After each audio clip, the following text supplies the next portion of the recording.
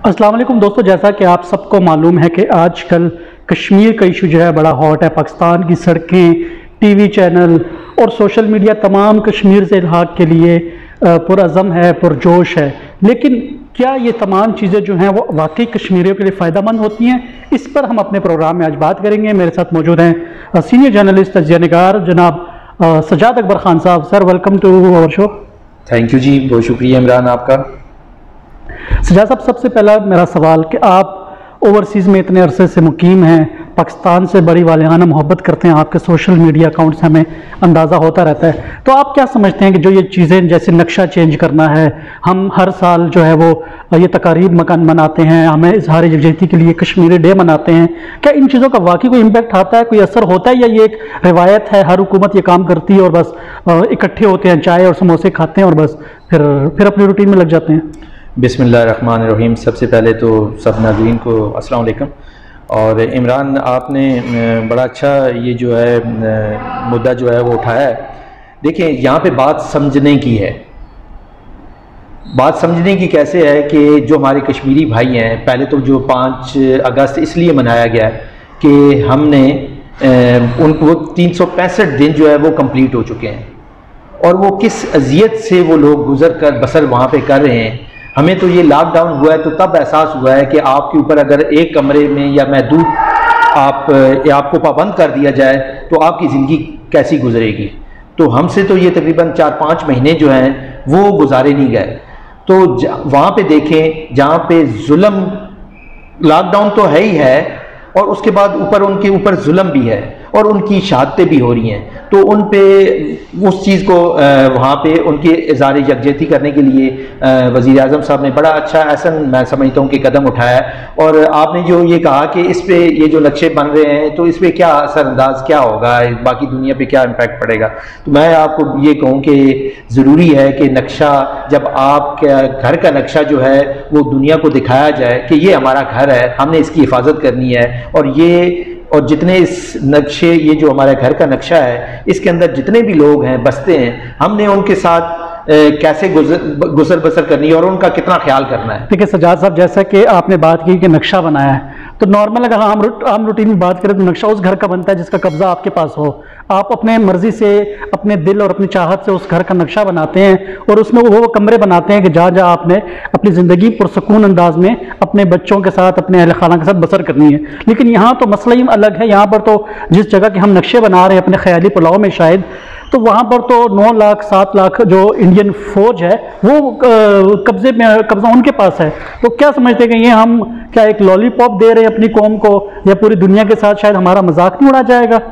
इमरान, बड़ा अच्छा आपने सवाल किया है कि घर का जो नक्शा है, कब्ज़ा जिस पे हो तो वही घर, उसके ऊपर बंदा अमल दरामद भी बाद में करता है। या मैं आपको बताता चलूँ कि जब क़याम पाकिस्तान का वजूद आने से पहले ये ख्याल किया गया था कि ये जो चीज़ें हमारे जो इल्लामा इकबाल, कायद आज़म, मौलाना मोहम्मद अली जौहर और बहुत सारे जो इस तरीके से जो उस तहरीक में हिस्सा बने थे उस टाइम पे, और उस टाइम पे ये ख्याल ही में था कि ये हमारा मुसलमानों का हमारा एरिया होगा और इस एरिया पे हम कब्ज़ा करेंगे। और कब्ज़ा क्या मतलब कि ये मुसलमान जहाँ पे बसते हैं, तो एक नक्शा बना दिया गया। कुछ अरसा पंजाब का एरिया आया, कुछ एरिया जो है वो सिंध का था, कुछ कश्मीर का था। तो ये चीज़ थी। अगर वो चीज़ ना होती तो हम कैसे मार्ज़ वजूद में आते। तो पहली बात तो ये है कि नक्शा मैं समझता हूँ कि होना इंपॉर्टेंट है। ठीक है, अब एक चीज़ बनी है तो उसके बाद भी बाकी देखिए इस पे फ़र्क क्या पड़ेगा।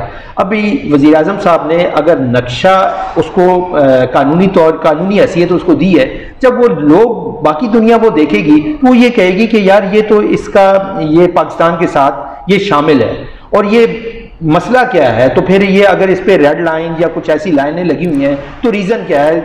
इंटरनेशनल लेवल पे ये सवाल उठाया जाएगा। जब ये उठाया जाएगा तो हम उनको अच्छे ऐसे तरीके से, जो हमारी खारजा पॉलिसी है वो बड़े अच्छे तरीके से काम कर सकते हैं और हम इंडिया का जो चेहरा है वो हम दुनिया के सामने ला सकते हैं। सजाद साहब, जैसे आपने कहा कि हम आपकी बातों से ये तासुर मिल रहा है कि ये हुकूमत ये इकदाम इसलिए ले रही है कि ताकि आम दुनिया को ये पता चले कश्मीर। तो मैं आपको बता रहा हूँ कि पिछले 72 सालों से यूएन के सामने, न्यूयॉर्क में, इंग्लैंड में, हर मुल्क में, फ्रांस में, हर जगह पर इतने मुजाहरे हुए हैं कि सबको पता है कि कश्मीर का इशू क्या है। सही। दूसरी बात यह है कि सबसे अहम मसला क्या है कि हमारे जो अहम इस्लामी बरादर मुल्क हैं, जो इस्लाम के किला माने जाते हैं, वही लोग आपके साथ इस इशू पर इकट्ठे नहीं हैं। तो आप कैसे समझेंगे? जैसे आप अपने OIC को ले लें, वहाँ पर भारत को इतनी पजीराई मिलती है, आपको साइड लाइन कर दिया जाता है। तो इन तमाम चीज़ों के बावजूद आप समझते हैं कि आपके ये जो ऐसी चीज़ें हैं, जो ऐसे आपके जो आप सिक्सर जिस जुबान में बोलते हैं क्रिकेट की जुबान में कि सिक्सर लगाएंगे तो शॉर्टकट सिक्सर लगाएंगे तो क्या जीत जाएंगे ये गेम, जब आपके इत्तेहादी आपके साथ नहीं है, बड़े लोग आपके साथ नहीं है। ये जो आप कह रहे हैं ना, जो ये पूरी इस एरिया रीजन की जो मीटिंग हुई थी लास्ट टाइम, वो उसमें बड़े अफसोस से कहना पड़ रहा है कि उसमें वाकई ये मुद्दा उठाना चाहिए था। जितने भी मुस्लिम कंट्रीज़ हैं उसको वाकई इंडिया को, शायद हर मुल्क के अपने अपने मुफादात होते हैं, लाजमी बात है वो अपने मुफादात को सामने रखते हुए ये चीज़ उसको वो क्या कहते हैं कि अगर वो भाई कोई नाराज़ ना हो जाए, तो शायद इस वजह से इस चीज़ का ज़्यादा बात सामने नहीं आई। और आपने जो कश्मीर की बात की कि नक्शा जो है ये तो चले UN वाकई काफ़ी, अगर UN चाहता तो ये मसला कब का हल हो चुका होता, लेकिन बहुत सारी सियासी कुव्वतें, बहुत सारे और कंट्री मसले मसाइल, ये बीच में पूरा सियासत की नजर ये हो गया। अच्छा, एक और ये जो यंग जनरेशन है ना, ये नक्शा उनके लिए बड़ा ये काम आएगा कि वो ये चीज देखेंगे। UN को तो हमको भी पता है, अभी उन्होंने सजाद साहब अल्लाह ना करे हमारी जो ये आने वाली कौम है वो भी इस नक्शे को लेकर चलती रहे। आप ये कहना चाह रहे हैं कि 72 साल और हम इस नक्शे लेके, अल्लाह ना करे कि जो देखें उनकी कुर्बानियां हैं। और आए दिन अभी तो आप कश्मीर की, अभी अब मैं समझता हूँ कि पूरा इंडिया, पूरा हिंदुस्तान जो है इस टाइम पे मुसलमानों के लिए वो ऐसी जगह है कि वहाँ पे वो कोई भी खुशी से रहना पसंद नहीं करेगा। मजबूरी से हर कोई रह रहे हैं, लेकिन हम ये चाहते हैं कि जब हमारे मुसलमान वहाँ पे रह रहे हैं वो अच्छे तरीके से रहें। और आप पाकिस्तान में भी हिंदू रहते हैं, बाकी भी कौमें हैं, वहाँ पे हम कितना तहफ़्फ़ुज़ करते हैं। यहाँ पे आप जिस कंट्री में हैं आप वहाँ पे भी देखें, हर जगह पे ऐसी कोई चीज़ ज़रूरत नहीं पेश आती कि आप ये जी हिंदू है ये मुसलमान है। हर बंदा अपनी मस्जिद जाता है, हर कोई बंदा अपने मंदिर जा रहा है, तो खुली आज़ादी है इवन पाकिस्तान में, लेकिन इंडिया में ऐसा नहीं है। चलिए हम दुआ करेंगे वो भी वहाँ पर भी जल्द अज जल्द हो। लेकिन एक और चीज़, जैसा कि हम लोगों ने उसको नक्शे में शामिल किया, हम उसी पे फोकस करते हैं, आज के जो सवाल है वो उस पर फोकस करेंगे। लेकिन एक फरीक जो है वो कश्मीर है, मेन फरीक जो है वो कश्मीर है। कश्मीर को आज़ाद, हम भी कई सालों से ये नारा लगाते आए हैं कि खुद मुख्तारी मिलनी चाहिए, लेकिन जब आप उनको अपने नक्शे में शामिल करते हैं, इसका मतलब ये है कि कश्मीर को आप अपना हिस्सा बना लेंगे, पाकिस्तान का हिस्सा बना लेंगे। लेकिन कश्मीरी जो है, कुछ कश्मीरी, अब हम कहें कुछ कश्मीरी शायद वो 80% हो, 25% हो, लेकिन लोग हैं जो चाहते हैं कि कश्मीर आज़ाद हो, ना कि वो भारत के साथ शामिल हो, ना कि पाकिस्तान के साथ। तो कश्मीर आज़ाद होना चाहिए। तो इससे क्या एक नया मसला नहीं, एक बॉक्स नहीं ओपन हो जाएगा, पंडोरा बॉक्स के जी अब पहले तो भारत कब्जा करना चाहता था, अब पाकिस्तान भी कब्जा करना चाहता है। देखिए जी, हमारे तो ओपन जो गवर्नमेंट पाकिस्तान की पॉलिसी है वो यही है कि ये कश्मीरियों के ऊपर डिपेंड करता है कि वो क्या चाहते हैं। अगर कश्मीरी ये चाहते हैं कि वो पाकिस्तान के साथ इलाक़ करें तो वेलकम, तो पाकिस्तानी गवर्नमेंट की तरफ से तो ओपन ऑफर है, ये तो कोई दो राय है ही नहीं।